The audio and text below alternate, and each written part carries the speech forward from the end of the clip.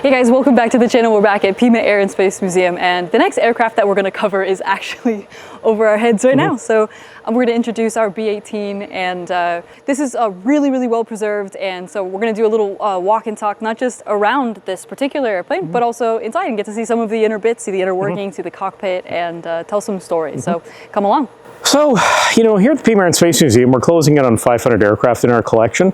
So what that means is we're a broad representation of as many eras of aviation history since 1903 as we can squeeze in here. And, you know, we have some really amazing rock stars, and we have a lot of meh kind of airplanes, and we have a lot of airplanes that are in between. Surviving pre-1940 aircraft are relatively smaller in numbers than the post-1940, post-World War II era, where there was a much larger preservation movement that kept a lot of these things around to be seen. A good example here we're going to talk about to you today is the Douglas B-18 Bolo. This was an early 1930s design. So how do we put this into context, right? So, you know, you look at the B-18 and you look at the early parts of World War II where, you know, the Allies were somewhat caught by surprise and pressed in a lot of aircraft and other types of equipment into service. It wasn't really maybe optimized for the job they were ultimately asked to do, but did a terrific job of doing it. And the B-18 is definitely one of them. It was a product of the 1934 bomber replacement contest, contract led out by the Air Force. The intention there was to find a replacement for the Martin B-10 bomber, which, if you're familiar with it, it's kind of a corrugated, semi-open cockpit, low-wing monoplane bomber, and it was one of the first full metal low-wing monoplane bombers built by the United States Air Force. And you got to remember too, 1934, you're only 16 years since the end of the Great War, when the state-of-the-art aircraft were wood and fabric, right? Even 10 years before that point, you know, the largest flying aircraft were multi-engine aircraft, but they were all wood and fabric too. They were just large scale, things like the Vickers Vimy and the Handley Page 0400, you know, some of the German Gotha type aircraft. We become so accustomed to certain technological advances now that we forget how much was being innovated at this time. So you think this competition in 1934 stems from requirements to advance into the future in an era where military aircraft as a thing were only 20 years old, right? So in 20 years, you've gone from low horsepower, open cockpit, fabric covered wood biplanes to a full metal, low wing monoplane, multi-engined, variable speed propeller. I mean, there's all sorts of high tech in this airplane, right? So the bomber competition in 1934 saw the Boeing B-299 involved in it and the Martin 146. So the Martin 146 was really just a warmed over, slightly jazzed up Martin B-10. So it was really never seriously in the running for this next bomber contract. The Boeing B-299 ultimately evolved into the Flying Fortress, but at the time in 1934, it was still kind of rough around the edges, but what really condemned it is, unfortunately, one of the test crews of the Boeing, they took off with the control lock still in place, crashed the airplane, and really kind of eliminated it from ongoing flying competition. So even from that point, the B-18 was kind of a shoo-in. Another major factor in the choice of this airplane was simply cost. So you remember 1934 was really the height of the Depression in North America. Huge numbers of people were unemployed, revenues were down. This is, you know, the height of the Dust Bowl. This airplane, as procured in contract, was about $58,500. The Boeing 299, by contrast, was $99,800. So you've got a 40% cost differential. So when you're making your military budget, you say, well, this is meeting all the specs of the contract, it's satisfying all our needs, and we can get 40% more aircraft in numbers for the same contract budget, it really becomes a pretty obvious choice. So the B-18 didn't come out of nothing, right? So it's really, colloquially, it's a bomber evolution of the Douglas DC-2. And there's lots of DC-2 elements here, and there's also a lot of elements here that you sort of hearken to the DC-3, the engine configuration, the wing design, even the rough dimensions, they're all within the same scale. But what really singles out the B-18 as distinctive from the transport and airliner versions, so the DC-2, DC-3 airliners, you see where the wing is here, the B-18 is a mid-wing bomber aircraft, right? So the DC-2 and DC-3, that wing is flush with the bottom of the aircraft, right? So the reason this change was made was to allow the B-18 to have a bomb bay to carry internal loads of stores of bombs or torpedoes. And that's really the primary reason that we see this change in wing configuration. It also allowed for the construction of a bombardier, gunners, and navigators compartment up here. Our aircraft is technically, it's a B-18B. So there were 122 of these built. And this aircraft was built in Santa Monica, delivered to the Air Corps in October 1939, if my memory is correct.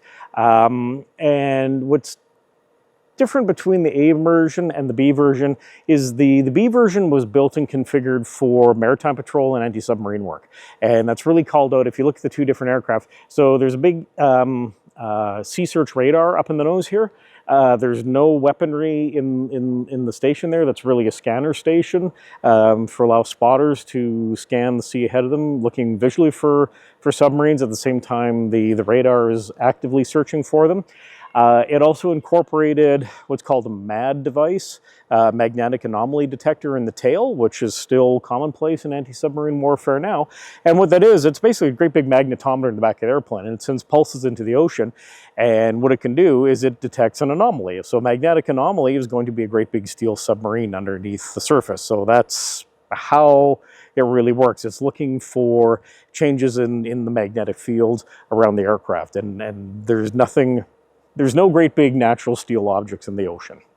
Some of the things that are notable here too is you got to remember, aero engines in the teens and 20s and even the early 30s were really evolving from automotive engines, agricultural engines. The need to design purpose-built aero engines was very clear at the end of the First World War. But there wasn't a lot of money available for military spending in the 20s, and so a lot of companies had to put their own money into investing in design and development and hoping to get government contracts. So there's basically two schools of design and production and usage in aero engines in the 30s and 40s. It's the inline V-style engine, which is like an automotive engine. It's inline. The pistons and the crank are on a V. It's internally cooled by liquid. They're terrific engines, but they have vulnerabilities as well. Their cooling systems are vulnerable. They're a little more fickle to tune. They require a little more babysitting. They generally like better quality fuel.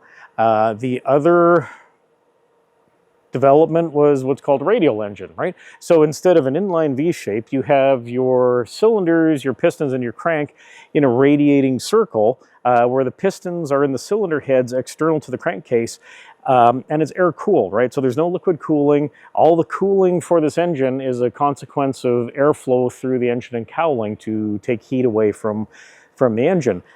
This made it a simpler engine to maintain, to produce, to keep tuned.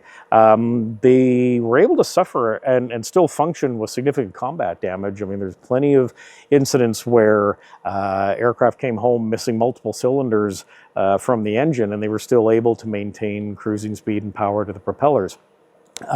Propellers were also making great advancements in this era too. Like I say, in the 20s, most aircraft propellers were wooden, fixed-pitched propellers, either two-bladed or four-bladed. So look at my arm. So we're in a flat plane. When you angle like this, you're pitching up into the slipstream. So in a fixed-pitch propeller, you basically optimize the propeller twist and shape to bite the air to deliver the maximum thrust at an idealized power band setting, right? An interesting sort of little trivia tidbit. Over the course of a propeller's blade, only about 30% of that era is actually delivering power to the slipstream from the engine, right? So typically the outer third and the inner third aren't doing a real whole lot. It's the middle third that's doing all the work of taking power from the engine and transmitting it into thrust behind you, right? Which gets even more frightening when you look at some of the other aircraft at the time, like the the Curtiss Owl, where the propeller is barely this far above the cowl. But anyway, so aluminum propellers, metal propellers, stronger, more robust. They can turn at higher RPMs. Wooden propellers were made like boat paddles. They were typically laminated together with glue. They were cut and contoured by hand using jigs. And past a certain amount of RPM or weight or rotational difference with shear, they would just tear themselves to pieces, right? So you were really limited with what a wooden propeller or a fixed pitch propeller could do. Even a metal fixed pitch propeller still suffered from some of these limitations. Going to a three-bladed propeller design allowed you to get more surface area delivering thrust without having to extend the diameter of a propeller, which puts you which means you have to have a bigger wing, higher ground clearance. There's a whole lot of factors that make this kind of an optimal shape. It also balances better in rotation rather than being two things like this. You've got three in a smaller arc, keeping everything happier inside the propeller. Another innovation with these propellers is they incorporated, they had de-icing capability with alcohol that could jet down into a boot or just spit over the propeller blade to disperse ice. They were also what they call hydromatic, so it was fluid driven. So up in that dome is a series of gears and wheels tied into an electric motor above that would allow the flight crew to adjust the pitch, right? So you could have heavier pitch that bites more air on takeoff. When you get to a cruise altitude, you refine the pitch to what they call a finer pitch. So you're biting less air, but you're getting more efficiency at cruise and optimizing range and fuel consumption. So there's a lot of little innovations in 1934 to 1936 that you see incorporated into this aircraft. So some other design elements that are distinct between the militarized version of the DC-2 that became the B-18 is, if you're familiar with the classic shape of a DC-3, it's a very cylindrical fuselage, right? The B-18, on the other hand, is kind of a slab side, right? So you've taken that same, sort of similar air and instead of taking a cylinder, you've kind of crushed it into more of a rectangular shape with a curved top and bottom. That was done with the intention of increasing aerodynamics, but also giving more height and depth across the fuselage, so you could put things, so you could accommodate the radar equipment, the radio equipment, the armaments, and facilitate the crew being able to move fore and aft more easily and not interfere with the activities of the equipment operators. It also allowed you to stack the bomb bays. They're just, look, it's still a flying brick. I mean, its top speed was around 217 miles an hour. It liked to cruise at about 167 miles an hour, which was pretty quick at the time. But, it wasn't going to win any airspeed competitions. So other things that, began to be incorporated into things like the B-18 was giving it better ability to operate at night. And you saw things being incorporated into the airframe that in the past would have been external and creating drag. And a good example there is the integrated, the clear lens in the middle of the wing there, that's a landing light, right? So it's been housed in the wing outside of the propeller arc so it wouldn't get damaged, but it would be more reliable in aerodynamic configuration for the crews to have safer landing opportunities, right? Because you got to remember, in the 30s when these are operating, there wasn't really any long-range navigation aids. It was all up to the skills of your navigator and your pilot to interpret compass headings, have reliable weather briefings. If you were briefed of wind speeds or expected in a certain speed range and they were higher or lower, well, that would affect your navigation track, especially at night. You're basically working on, time and distance with controlled elements. So if any of these elements are wrong, you're going to get hopelessly lost, right? So lost aircrew and lost planes and lost pilots are not happy places to be. So anything that could be done to make it safer to operate in all weather conditions were principal elements that worked into design. You know, one thing Sophie was just pointing out here was the landing gear is fully retracted, but it's not fully encapsulated into the nacelle. And that was fairly common with a lot of twin-engine aircraft with retractable landing gear at the time. I mean, the Beech-18s, the Lockheed 10s, certainly the DC-3 and the Dakotas. Largely, I don't really know off the top of my head why that was, but I'm going to guess probably it was, you know, it required less complex redesign of the aircraft. I mean, the B-17 had the same, the same characteristic as well. You know, the smooth shape of the wheel isn't really providing much drag. It's, probably not really hurting or harming anything. Although an interesting characteristic of this stuff, so the IL-2 Sturmovik that had been talked about earlier had that same configuration with the wheels, but that was done on purpose by the designers to increase survivability on crash landings. So the hope was that, if you're getting the airplane down with the gear up, you still had some buffering capacity and mobility on the wheels and tires to kind of help you roll out on your crash landing. And even just behind us here, the A10 Warthog also incorporates the same elements for the same reason. It's a bit of increased crash survivability and ditching survivability that makes it easier to do battle damage repair and put an aircraft back into service as quickly as possible. So when you walk around under the airplane here, you're going to see all sorts of little hatches and things hanging out. I mean, there's the obvious control surfaces, the flaps and the ailerons and the trim tabs. You can see here on the landing gear, you see the cables for the brake pedals. You see some jack points here. We've suspended our aircraft on the main jacking points for the airplane, and how we did this is we built the height. We built an adapter that would go into the jack point that's bolted into the airframe, and then we lifted it up with two high-capacity forklifts under each wing, and on one of the wings you can still see some of the tire marks from the padding we used, and we just had a small crane on the back here, and we lifted it in the 3-point, dragged the poles underneath it, set it down, bolted it to the floor, and it's been happy ever since. And we wanted to do this because when you're building, airplanes don't always like to fit comfortably into buildings. They're all different shapes and sizes. So you have to be a little more creative. I mean, square footage is expensive, volume is cheap, right? So to maximize our volume, we put aircraft up at different heights on stands, we hang them, and this was one solution. I mean, because it's a big airplane. It's got almost a 90-foot wingspan. It's about 80 feet long. It's tall on the ground. But it's also interesting, as Sophie's pointed out, we looked at some of these other elements that you don't really get to appreciate if it's fully on its landing gear. It's a little harder to take in these elements. You can see it's in basically a cruising trim, so you get a good idea of how these aircraft flew and operated in service. So it's a nice interpretive and educational contrast to some of the other design elements we put into our exhibits. All right, so we've now migrated inside the B-18, and it's early September here, and it's kind of humid in the desert, believe it or not. So we're probably mimicking the conditions of a Caribbean low-level anti-submarine patrol in the summertime.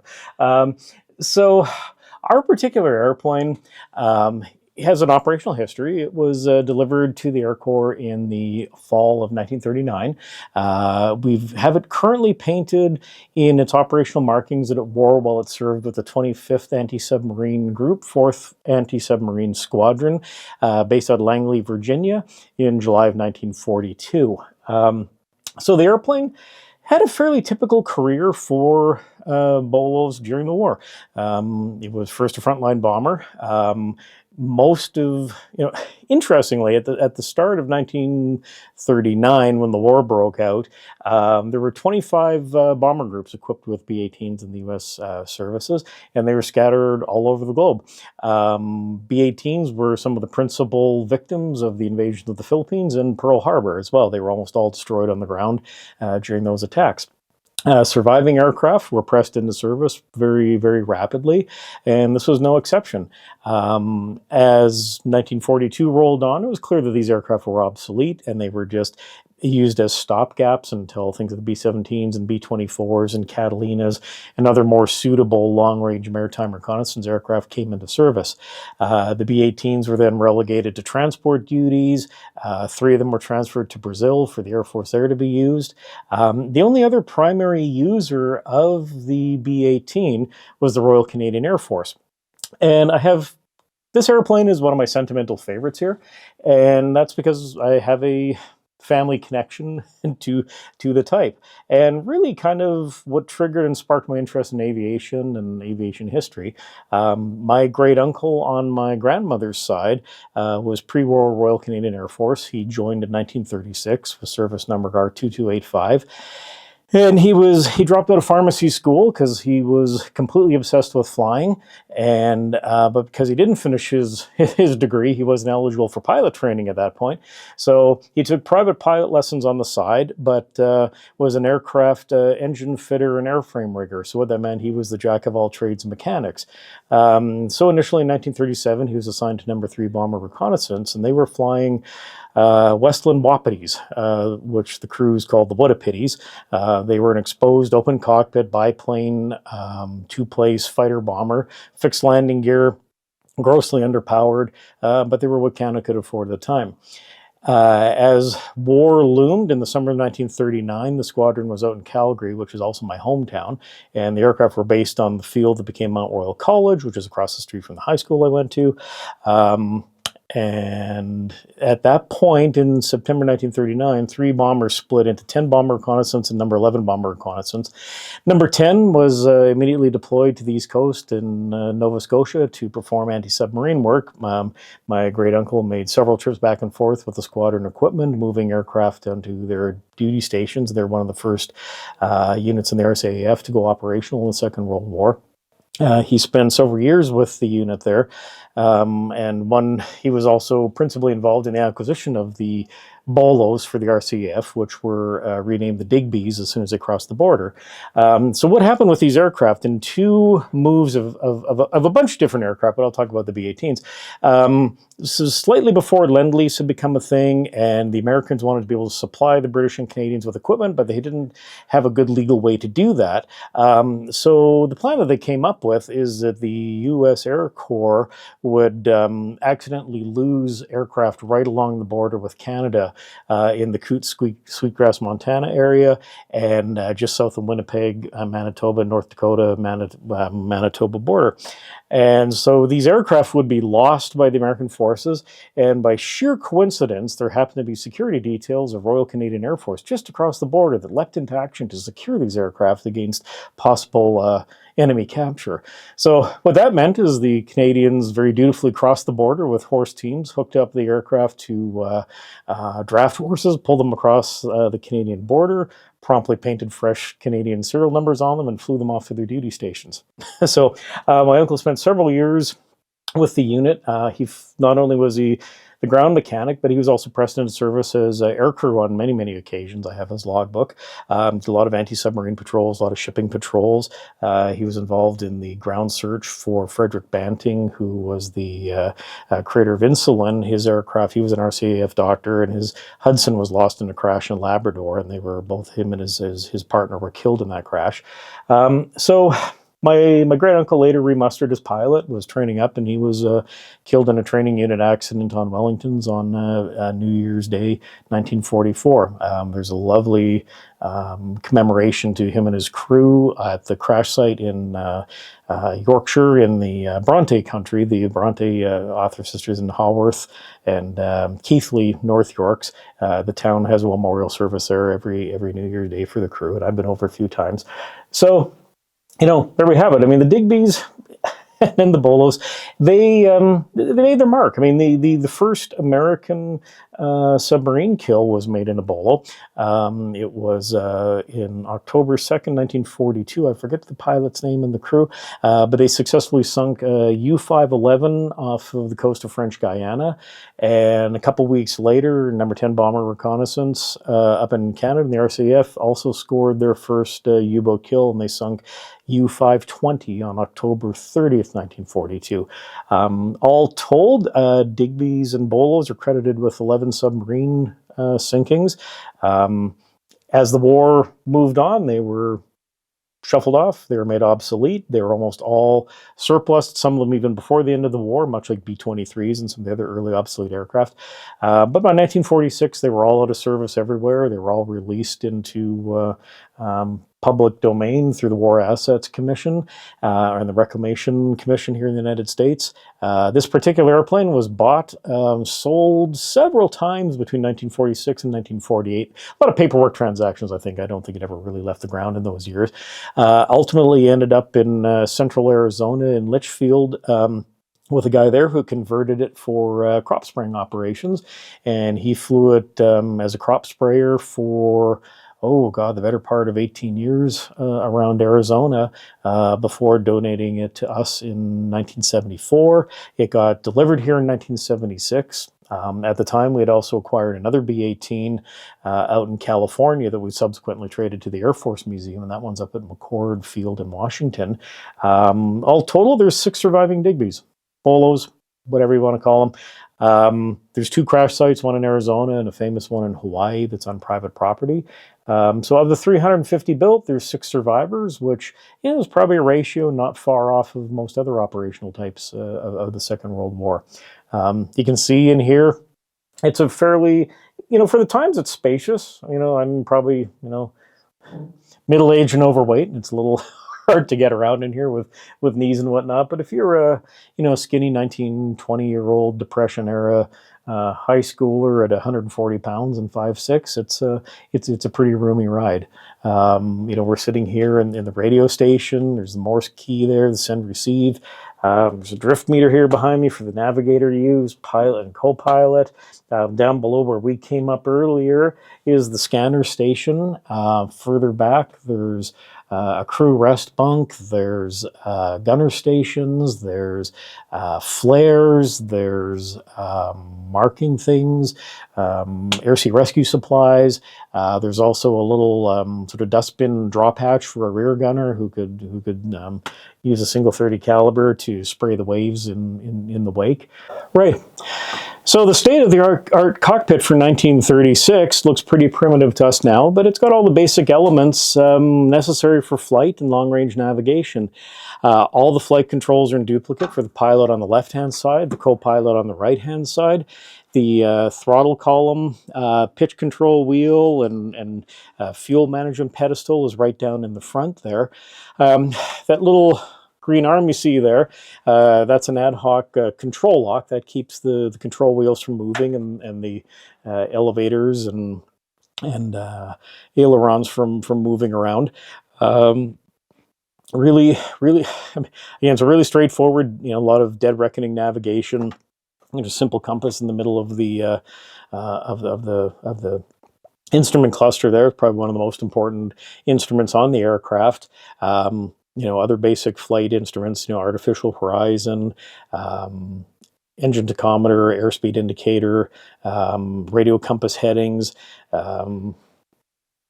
These were not easy airplanes to fly. There was no hydraulics. There was no electronic boost, anything. All the controls were was kind of colloquially known as Armstrong steering, where you had to, it was all direct inputs and mechanical inputs through cables and pulleys and levers. Some of the later aircraft in the war had hydraulic boosts on some of the control surfaces, but generally speaking, they were all brute force maneuvered by the aircrew, whether they were fighters, bombers, or patrol aircraft.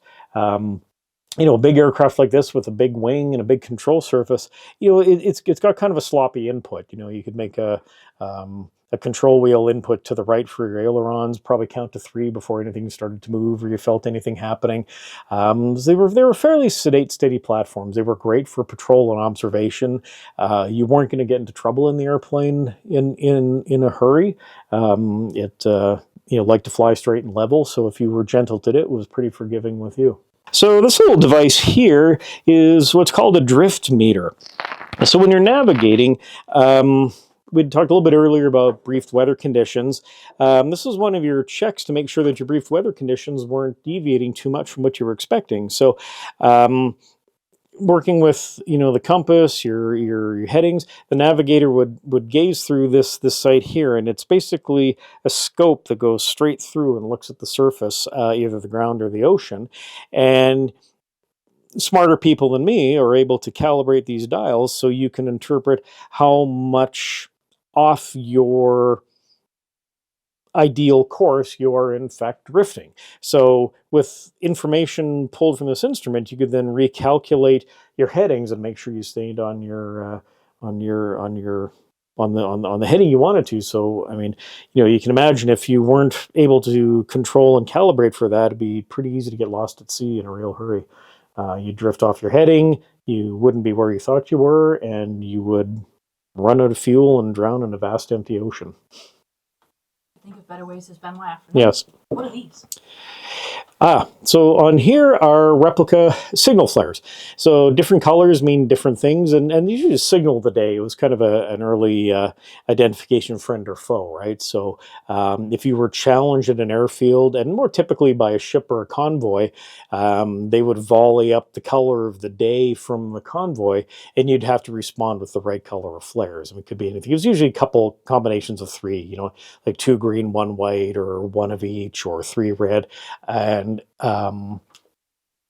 what would happen is the pilot or co-pilot, they had a flare pistol that loaded up, slide the window out, and then just pop off the flares into the sky. And if you correctly indicated you're friendly to the convoy below you, best case they wouldn't shoot at you, but that wasn't always true.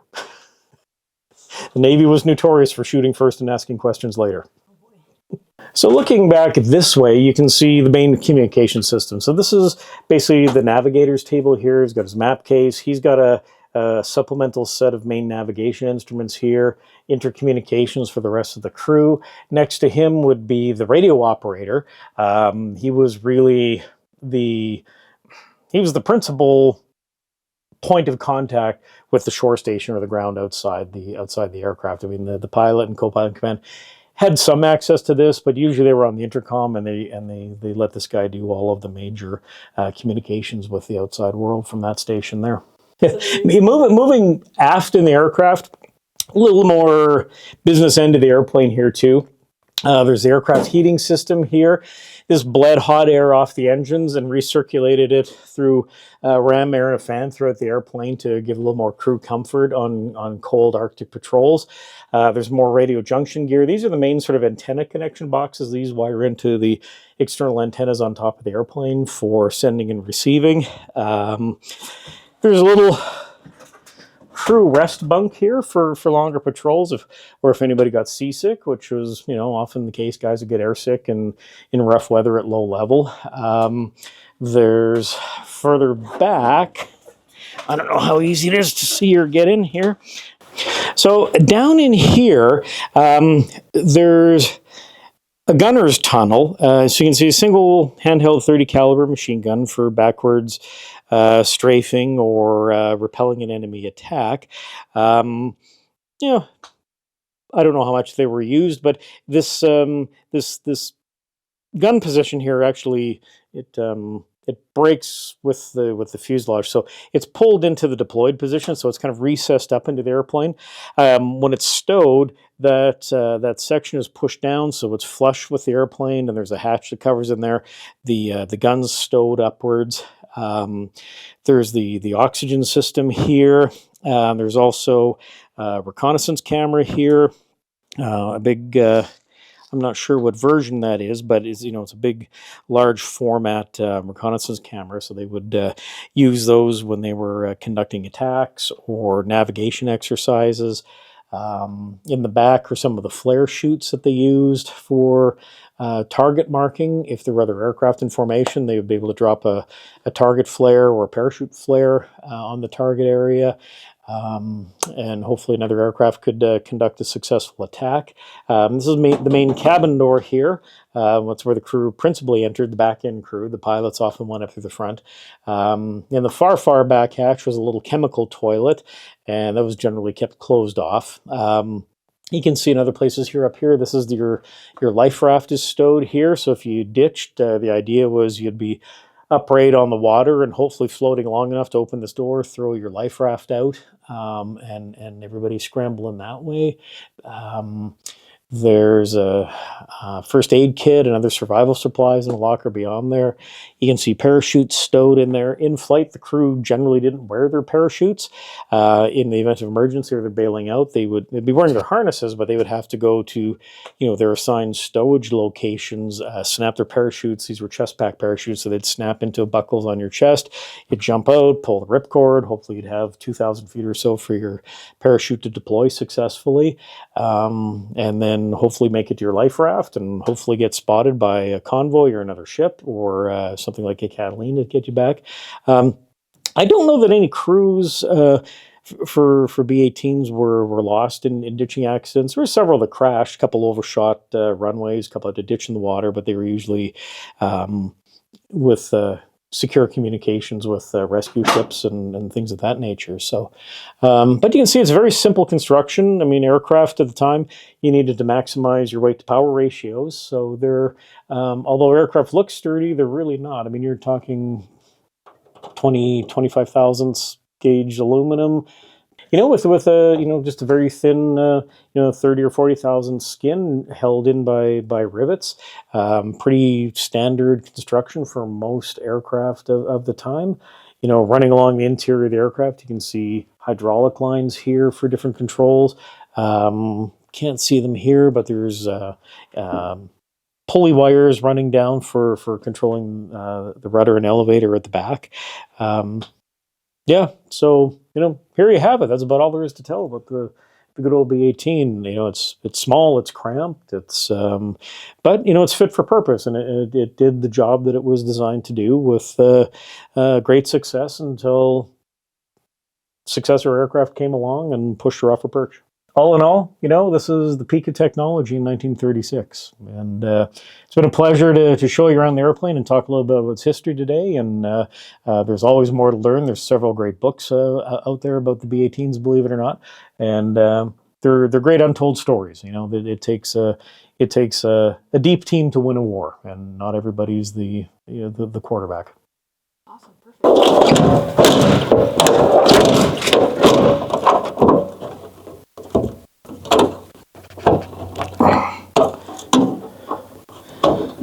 There we go. There we go. Thank you guys so much for watching. It was such an incredible opportunity to be able to get up in this thing. It is beautifully restored, as you can tell, and it's just another one of the examples of the great aircraft you're going to see here at this museum. So, Pima Air and Space Museum, it is going to be cooling off, so it won't be nearly as sweaty as I get recording out here, but it's about to be at a beautiful Arizona wintertime, and you should come by and check out this museum, check out the nearly 500 aircraft that you can see around, next to me, above me. It's really, really cool. This is a beautiful collection, and I always learn something I did not expect when I'm out here. I see something new, even though I'm always out here looking for something. I find something new, and it's a great place. So come out and visit. You can see the list of all the aircraft that they have in their collection, which is, of course, still growing, down in the description below the video, as well as the museum's social media and spaces as well. So if you want to check out their YouTube channel and see some of the cool stuff, and they're producing their own content as well, which is cool. So more museums in the digital space is such an awesome thing. And this was really, really exciting. And I'm dusty and I'm sweaty, and it's completely different moving around inside one of those than it is moving around inside a tank like I'm normally used to. So that's been a really neat adventure. And I really appreciate Mr. Marchand with his story, his personal family story being shared today, and to be able to get a different perspective. So hopefully the aviation enthusiasts that have joined my channel to see these things enjoy it, as well as my normal tank folks getting to see something new. It's definitely a privilege and a pleasure to come out here, so I suggest that you do it too if you haven't already. Visit Pima Air and Space Museum here in sunny Tucson, and I'll see you guys next time.